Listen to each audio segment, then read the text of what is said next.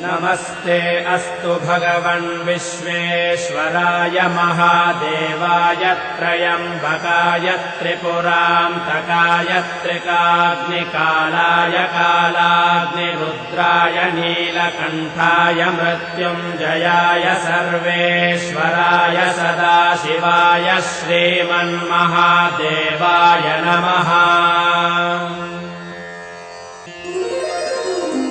नमस्ते अस्तु भगवन् विश्वेश्वराय महादेवाय त्रयम्बकाय त्रिपुरान्तकाय त्रिकाग्निकालाय कालाग्निरुद्राय नीलकण्ठाय मृत्युञ्जयाय सर्वेश्वराय सदाशिवाय श्रीमन्महादेवाय नमः।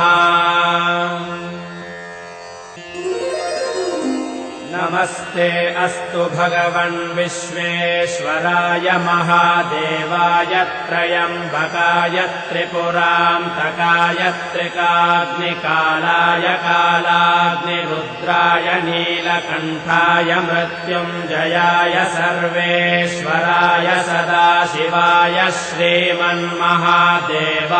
नमः।